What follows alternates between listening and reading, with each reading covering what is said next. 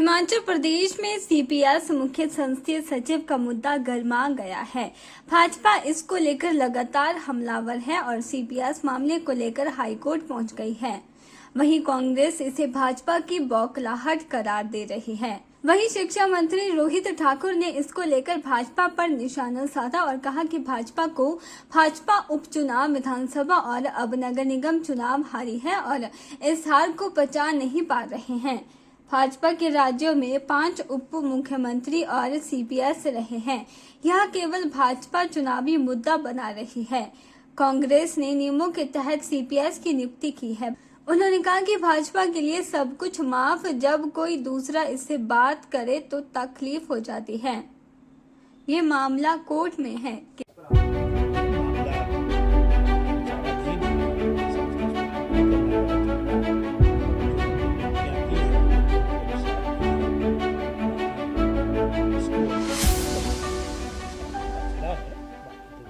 BJP government के time भी chief whip deputy, ये मामला कोर्ट के विचाराधीन है, तो मैं समझता हूँ इसमें टिप्पणी करना गलत होगा।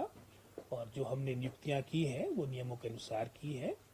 बाकी it's too early to comment, अभी कोर्ट में सारा मामला चला है। बाकी तो बीजेपी गवर्नमेंट के टाइम भी chief whip, deputy chief whip रखे हैं, सीपीएस रखे इन्होंने। ये तो चलो आज वो पक्ष में इन मामलों को उठा रहे हैं, लेकिन जो नियुक्तियां हुई हमने नियमों के अनुसार की है। बाकी मामला कोर्ट के विचाराधीन है। Let's wait for the final outcome. मेरा तो यही मानना है कि अपनी चुनावी हार के बाद, चाहे वो 2022 की थी, चाहे नगर निगम की थी, वो उसको बचा नहीं रहे हैं। अब डिप्टी सीएम इनकी अपनी सरकारों में, भारतीय जनता पार्टी के स्टेटों में है। एडजॉइनिंग स्टेट या हरियाणा को उदाहरण आपके समक्ष रखे, वहाँ पर खट्टर जी की सरकार में हमारे दुष्यंत चौटाला जी डिप्टी सीएम है। डिप्टी प्राइम मिनिस्टर इनके रहे हैं, अडवाणी जी रहे हैं। डिप्टी सीएम इनके एक नहीं कोई 4-5 स्टेटों में आपको देखने को मिले। ये तो सारा मैं समझता हूँ एक पॉलिटिकल इन्होंने एक मुद्दा बनाने की बात कही है और सारी स्थिति आपके समक्ष शीघ्र आ जाए। यही मानकर चलेंगे। बाकी तो 5 स्टेटों में इनके अपने डिप्टी सीएम्स हैं। ये अपनी बातें सब इनको माफ है। वो तो कहती है कि ड्राई क्लीन मशीन है हमारी भारतीय जनता पार्टी, इनको सब माफ है। बाकी और ऊपर सब बातें लागू करते हैं। इस चैनल के लिए शिमला से पुष्पेंद्र कुमार की रिपोर्ट। 2022 के विधानसभा चुनाव में टिकट कटने से नाराज द्रंग के पूर्व विधायक जवाहर ठाकुर का चुनावों के 4 माह बाद दर्द छलका है। बीते दिन मंडी में आयोजित प्रेस वार्ता के दौरान जवाहर ठाकुर ने न केवल भारतीय जनता पार्टी को प्राइवेट लिमिटेड कंपनी करार दिया, बल्कि पार्टी के आला नेताओं पर भी जमकर गुबार निकाला। इस दौरान जवाहर ठाकुर ने कहा कि Bharatiya Janata party private limited company बनकर रह गई है।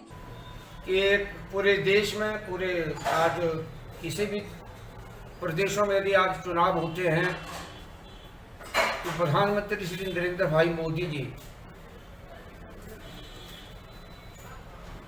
और मैं समझता हूँ कि हमारे हिमाचल से संबंध रखने वाले श्री जगत प्रकाश नड्डा जी जो राष्ट्रीय अध्यक्ष हैं, उनके नेतृत्व में मैं समझता हूँ कोई भी ऐसा चुनाव नहीं हुआ पूरे देश में जिसमें भारतीय जनता पार्टी को जीत सुनिश्चित हुई हो। और मैं समझता हूँ कि 2022 के चुनावों के बाद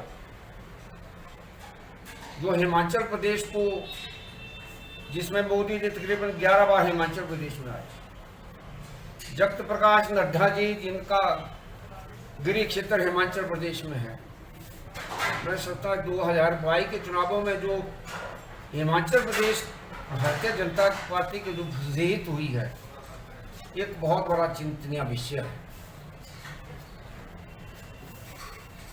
और मैं एक बात जरूर कहना चाहता हूँ, 2019 के जो उपचुनाव हुए, 2021 में हुए चुनाव, हाँ 2021 में जो उपचुनाव हुए, उन चुनावों के बाद हालांकि भारतीय जनता पार्टी सभी चुनाव जो है वो हार गई थी, और उसके बावजूद भी पार्टी ने जो हाईकमान ने फिर हिमाचल प्रदेश में जो नेतृत्व था उसको अपना आशीर्वाद दिया। और उसके बाद मैं कहना चाहता हूँ, उसके बाद हिमाचल प्रदेश में Bharatiya Janata party private limited party बन गई।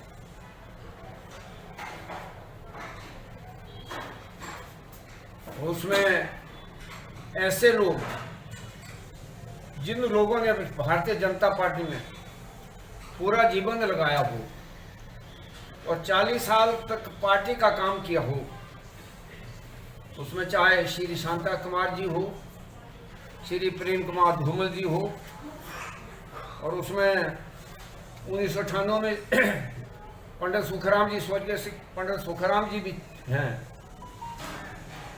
उनका जो योगदान रहा है। जिला मंडी के द्रंग विधानसभा क्षेत्र के पूर्व विधायक जवाहर ठाकुर ने पिछले कल प्रेस वार्ता के माध्यम से प्रदेश भाजपा पर गंभीर आरोप लगाए थे, जिनका आज भाजपा समर्थित जिला अध्यक्ष पाल वर्मा ने खंडन किया है। उन्होंने अनौपचारिक प्रेस वार्ता के दौरान कहा कि द्रंग विधानसभा क्षेत्र के पूर्व विधायक जवाहर ठाकुर 3 बार भाजपा पार्टी से चुनाव लड़ चुके हैं और अब तक उन्हें भाजपा प्राइवेट लिमिटेड नजर नहीं आई, लेकिन अब चुनाव के 6 महीने बीत जाने के बाद अब जवाहर ठाकुर किसके इशारे पर अनाप शनाप बयानबाजी कर रहे हैं।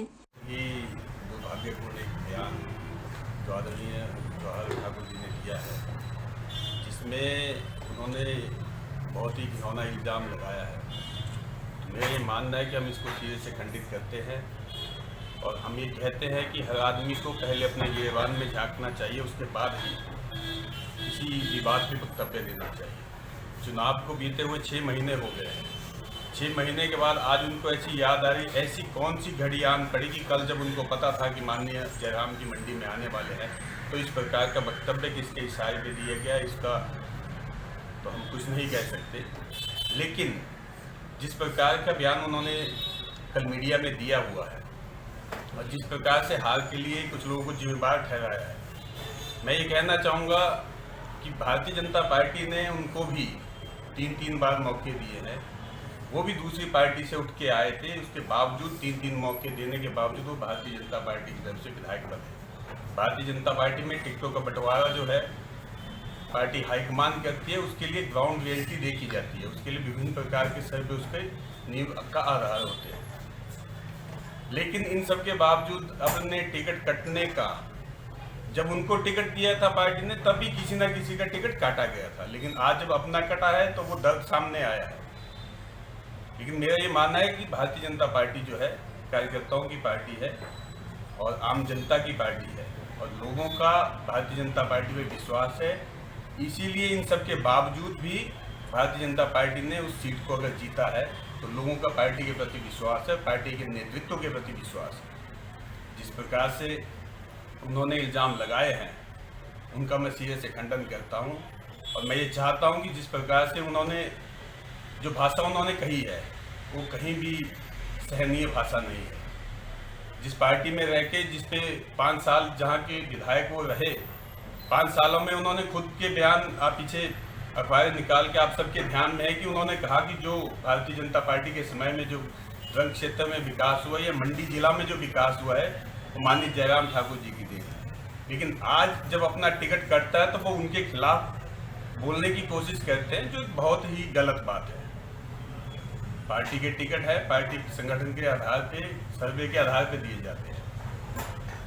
तो इसलिए मेरा ये मानना है कि उनको ऐसी इस प्रकार की बयानबाजी नहीं करनी चाहिए। वो किसके इशारे पे ये बोल रहे हैं वो अलग चीज़ है, लेकिन उन्होंने खुद ही जब ये 2 महीने पहले जब तक टिकट क्या उनको आज थी, तब तक उनको ये लगता है, तब तो वो पार्टी की पुल तारीफों के पुल बांधते हुए नहीं करते। के चैनल के लिए मंडी से ब्यूरो रिपोर्ट। शिमला के बाजारों में अतिक्रमण करने वाले दुकानदारों और तह बाजारियों पर नकेल कसने के लिए नगर निगम ने अभियान तेज कर दिया है। नगर निगम के अधिकारियों ने आज माल रोड और लोअर बाजार में दुकानों के आगे किए गए अतिक्रमण करने वाले दुकानदारों के चालान काटे। नगर निगम आयुक्त आशीष कोहली ने बताया कि हाईकोर्ट के निर्देशों के अनुसार अतिक्रमण हटाने और तहबाजारी को रोकने के लिए निगम प्रशासन सख्त कार्यवाही कर रहा है। पिछले काफी समय से लगातार चालान भी काटे जा रहे हैं। उन्होंने बताया कि अब तक कुल 69,000 रुपए के चालान वसूल किए गए हैं। जबकि इनमें से 32 चालान एक सप्ताह के भीतर हुए हैं। आशीष कोहली ने बताया कि हाईकोर्ट के निर्देशों के अनुसार अतिक्रमण हटाने और तहबाजारी को रोकने के लिए एक स्पेशल टास्क फोर्स गठित करने के निर्देश भी दिए गए हैं, जिसे जल्द लागू किया जाएगा। जो इशू है पब्लिक पाथ पे इंक्रोचमेंट का और साथ ही साथ जो शॉपकीपर्स द्वारा की जाती है और जो ओवर हैंगिंग्स का भी इशू है, तो उसके लिए कॉन्स्टेंटली हमारी स्टेट ब्रांच की टीम है वो फील्ड में जाती है, लोअर बाजार में चलान भी करती है और इसमें जो एडिशनल कमिश्नर है हमारे उनको स्पेशल जुडिशियल मजिस्ट्रेट की पावर्स भी हैं, उनको भी वो खुद भी फील्ड में जाते हैं और इनको हटाते रहते हैं। इसमें माननीय उच्च न्यायालय के भी कुछ आदेश हैं जिनकी हम अनुपालना कर रहे हैं और अब माननीय उच्च न्यायालय ने इसमें प्रेसिडेंट जो हैं व्यापार मंडल के और प्रेसिडेंट जो तहबाजारी के हैं उनको भी पार्टी बनाया है और हमने उनको जो समन्स हैं वो भी सर्व कर दिए हैं।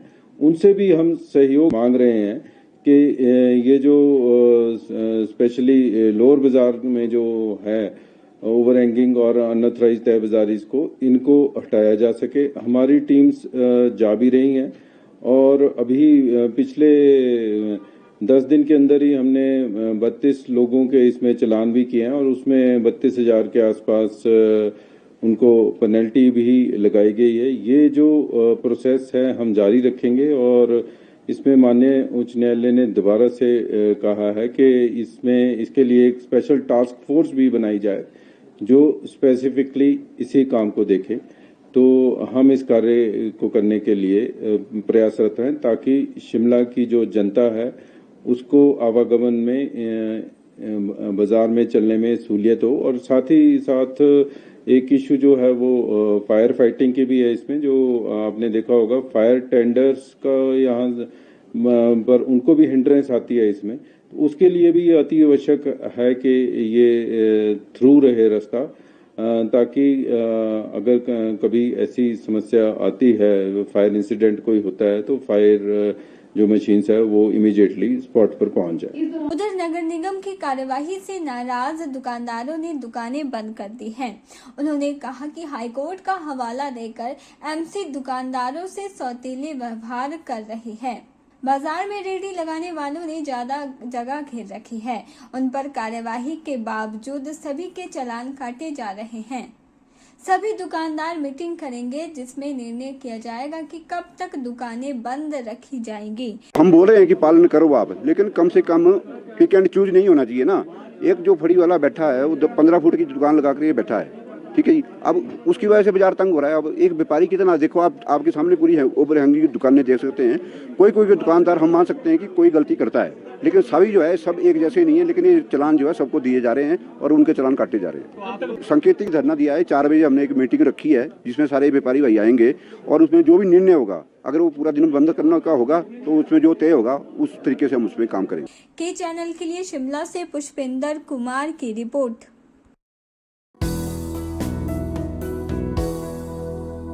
सप्ताह भर के दिल्ली और कर्नाटक दौरे के बाद मुख्यमंत्री सुखविंदर सिंह सुक्खू आज वापस शिमला लौट आए हैं। शिमला पहुंचने पर मुख्यमंत्री सीधा कांग्रेस कार्यालय में आयोजित जवाहर बाल मंच के 2 दिवसीय राष्ट्रीय सम्मेलन में भाग लेने पहुंचे और देश भर से आए डेलीगेट्स को संबोधित किया। इस दौरान पत्रकारों से रूबरू मुख्यमंत्री सुखविंदर सिंह सुक्खू ने कहा कि दिल्ली में राजनीतिक दौरे व कर्नाटक प्रचार के लिए गए थे, जिसके बाद आज शिमला लौट आए हैं। मुख्यमंत्री ने कहा कि मेयर और डिप्टी मेयर को लेकर 14 तारीख को बैठक रखी गई है। 15 मई को शिमला के मेयर और डिप्टी मेयर का चुनाव होगा और नाम का ऐलान कर दिया जाएगा।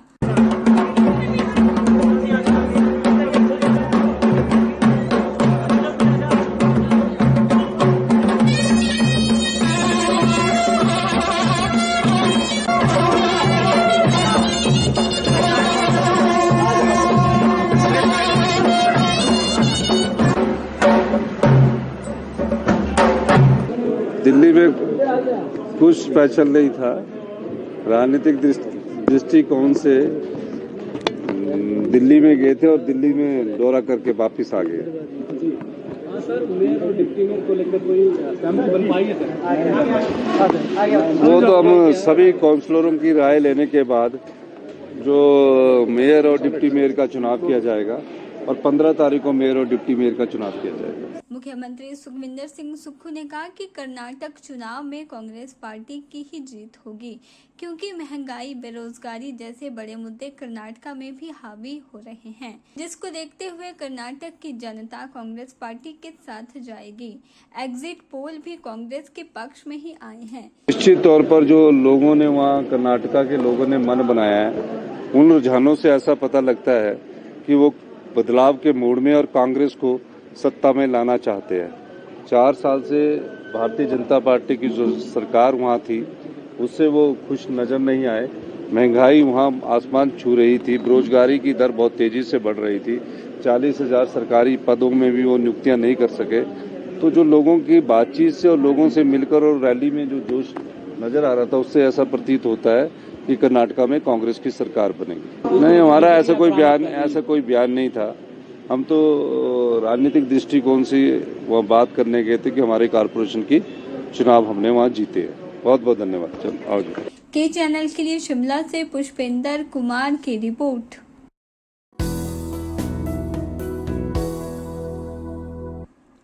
एमसी शिमला के चुनावों में कांग्रेस पार्टी ने फर्जी वोट बनाकर जीत तो हासिल कर ली है, लेकिन अभी तक मेयर और डिप्टी मेयर पर कांग्रेस निर्णय नहीं कर पाई है, जो कांग्रेस पार्टी के भीतर की गुटबाजी का बड़ा उदाहरण है।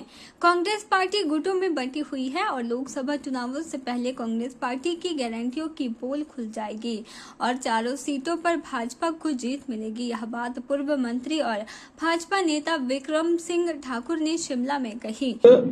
एक परिस्थिति पूरे शिमला के अंदर यह भी बन रही है कि इतने दिन के बावजूद भी इसकी कमान किसके हाथ में होगी, वो आज तक ये लोग डिसाइड नहीं कर पाए हैं। पूरी की पूरी सरकार दिल्ली में बैठी है और सरकार के अंदर किस प्रकार का समन्वय है, मेरे से भली भांति आप लोग जानते हैं। ये परिस्थिति इस प्रकार की है, गुटों में बटी हुई कांग्रेस जो है वो यहाँ पे काम कर रही है और निश्चित तौर से आपको जो मैं बातें बोल रहा हूँ व्यवहारिक रूप से आने वाले दिनों में नजर आएंगी।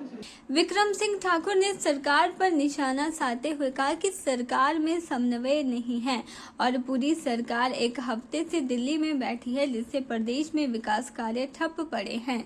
मुख्यमंत्री सुखविंदर सिंह सुक्खू कई बार कह चुके हैं कि जिन्होंने काम किया वो सत्ता में फिर से नहीं लौटे, तो काम करके क्या होगा। शायद इसी सोच को लेकर मुख्यमंत्री आगे बढ़ रहे हैं और विकास कार्य नहीं कर रहे हैं।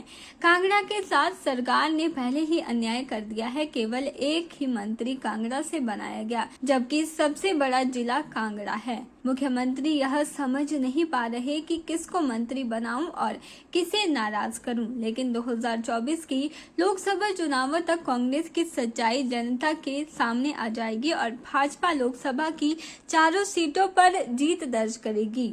निश्चित तौर से ऐसा कुछ भी नहीं लेना देना। कभी आप जोली मूड के अंदर बैठेंगे माननीय मुख्यमंत्री जी के साथ, तो माननीय मुख्यमंत्री जी बड़े जोली मूड में बोलते हैं कि जिन लोगों ने काम किया वो वापस नहीं आए, तो मुझे क्यों करना है बड़ा ज़्यादा काम, बोलते हैं ऐसा।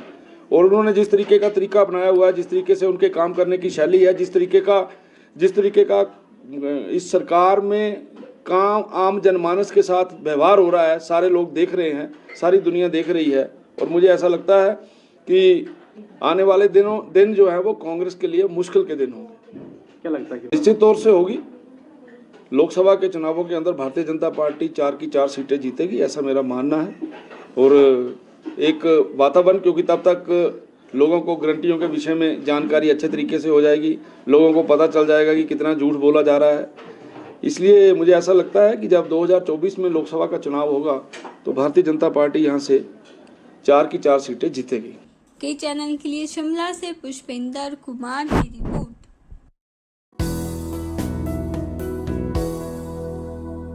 मंडी शहर में चोरों के हौसले इतने बुलंद हैं कि दिन दिहाड़े ही अब चोरी की वारदातों को अंजाम दिया जा रहा है।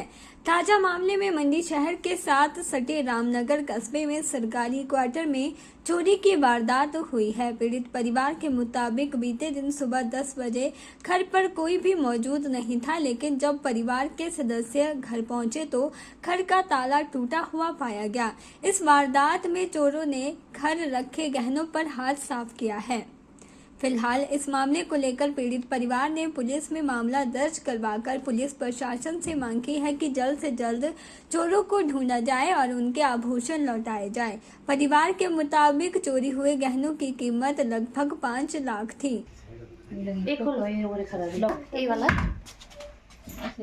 तो कर दिया ठीक, कल नहीं बनाए, फोटो लिए हैं, पता नहीं पुलिस वाला कौन दिए, कल था लेने का टाइम।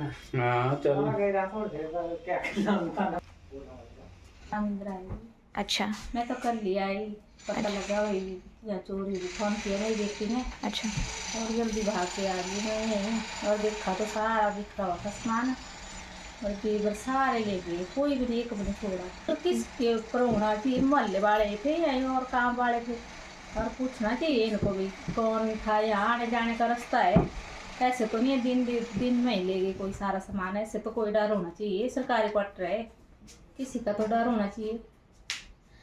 अब दिन को ये होते तो शायद एकदम से आ जाती, तो उन्होंने तो इसके ऊपर भी पार करना था, हो सकता है ना, कर देना है उन्होंने भैया, भाग के डर के मारे इसके ऊपर भी कर देना था बाहर। चलो भाई गया ना गया, तो बस की जान पर मिलना चाहिए, वो कौन दिन को आए ना, मिलने तो चाहिए, और भी मिलना चाहिए। 4-5 लाख का सामान था वो हमारे पास है, घर से लाई परसों ही, वो घर में था हमारे सामान ना, घर से लाए, शादी इसके भाई की लेके आए। चोरी हुई ना, कल हम कोई नहीं थे, मैं बेटी लाने जाती हूँ 2 बजे, तो जब हम वापिस आए तो यहाँ चोरी हो चुकी थी। मैं सुबह 10 बजे गई थी, मुझे काम था ना कुछ बाजार में। हाँ जी, मेरे हस्बैंड आए ना पहले, फिर इन्होंने देखा कि ताला टूटा हुआ है, फिर ये अंदर आए एकदम से, तो पूरी अलमारी ही खुली थी और सारा सामान जो है गायब था। हम 4-5 लाख का तो हो गए। वहीं पुलिस ने भी इस संदर्भ में मामला दर्ज कर आगामी कार्यवाही शुरू कर दी है। के चैनल के लिए मंडी से ब्यूरो रिपोर्ट। हिमाचल प्रदेश में मार्च से लगातार हो रही बारिश के चलते अभी तक राहत की सांस ले रहा वन विभाग फिर से अलर्ट पर आ गया है, क्योंकि प्रदेश में मौसम साफ हो गया है। वहीं सोलन वन मंडल ने अपने कर्मचारियों को जंगलों को आग से बचाने के लिए निर्देश दे दिए हैं। आपको बता दें कि पिछले वर्ष सोलन मंडल में वनों की आग के 75 मामले सामने आए थे, वहीं इस बार केवल 3 मामले ही वनों के सामने आए हैं। 15 अप्रैल से शुरू हुए फायर सीजन के दौरान सोलन सहित प्रदेश में लगातार बारिश होती रही। विभाग की माने तो लगातार बारिश के चलते अब जंगलों में आग लगने की संभावना पिछले वर्षों की तुलना में कम है, लेकिन विभाग ने अपनी ओर से एहतियातन कदम उठाने शुरू कर दिए हैं। सैटेलाइट की मदद भी ली जा रही है। यदि कहीं आग लगती है तो सैटेलाइट के माध्यम से संबंधित कर्मचारी व अधिकारी को इसकी सूचना तुरंत आ जाएगी। पहले सूचना में देरी हो जाती थी। इसके अलावा जंगलों के साथ लगती यदि किसी व्यक्ति ने अपनी घासनी में एक जगह पर एकत्रित किए गए कांटों व झाड़ियों को भी जलाना हो तो उसके लिए विभाग से अनुमति लेनी होगी और विभाग के कर्मचारी की निगरानी में यह आग लगाई जाएगी। जो है साल भर में जो फायर सीजन जो रहता है हमारा 15 अप्रैल से 15 जून तक, उसमें 75 मामले हमारे सामने आए थे, जिसमें लगभग 1008 हेक्टेयर जो क्षेत्र है वो आग से प्रभावित हुआ था। इस साल जो है केवल 2 ही मामले फ़िलहाल प्रकाश में आए हैं और बहुत कम क्षेत्र जो है उसका नुकसान हुआ है। जो मेन कारण उसका यही रहा है, जैसा आप बता रहे हैं, कि नियमित समय पे वर्षा होती रही है और जो पुराना घास था वो या जो लिटर था, लीफ लिटर जो ग्राउंड पे था, वो उसमें हमेशा डैम्पनेस बनी रही। प्लस अब जो है हाल फिलहाल में नया घास भी वहाँ आ गया है, तो आग लगने के चांसेस आगे जो हैं और कम हैं। पर इस बार जो है तैयारी वन विभाग के द्वारा वो भी समय से पहले स्टार्ट कर दी गई थी और कंट्रोल बर्निंग का जो ऑपरेशन है हमारा वो लगातार किया जाता है प्री फायर सीज़न के दौरान, लगभग मार्च या अप्रैल के दौरान, उससे पहले भी रादर जनवरी फरवरी में भी वो किया जाता है। उसके अलावा प्री फायर सीज़न के बाद जैसे ही फायर सीज़न आरंभ हुआ तो उसके बाद एक बड़ी वर्कशॉप जोहड़जी क्षेत्र में की गई, जिसमें नालागढ़ और सोलन वन मंडल के कर्मचारी सारे मौजूद रहे। एक मैं आपको FSI जो है फॉरेस्ट सर्वे ऑफ इंडिया, उसकी जो तकनीकी है, एक सैटेलाइट की जो तकनीक है फायर अलर्ट भेजने की, उसके बारे में भी बताना चाहूँगा। तो वो जो है सैटेलाइट जो है उसको फायर को जज करके पहले ही एक अलर्ट भेजता है फ़ोन नंबर पे, वन विभाग के कर्मचारी के फ़ोन नंबर पे। और हमने देखा कि कुछ हमारे कर्मचारी जो जैसे ट्रांसफ़र हुए हैं या नए आए हैं, वो उसमें एनरोल नहीं थे, तो उस वर्कशॉप के माध्यम से सबको एनरोल किया गया ताकि कहीं भी आग लगने की अगर घटना हो तो तुरंत मैसेज जो है वो पहुंच जाए, और सैटेलाइट के माध्यम से मैसेज जो है फ़ोन पे आता है इसमें। और पिछले वर्ष वनों की आग के जिला सोलन में 75 मामलों में करीब 1000 हेक्टेयर वन जलकर राख हुए थे। इससे करीब 37 लाख रुपए की वन संपदा राख हुई थी। के चैनल के लिए सोलन से अमरप्रीत सिंह की रिपोर्ट।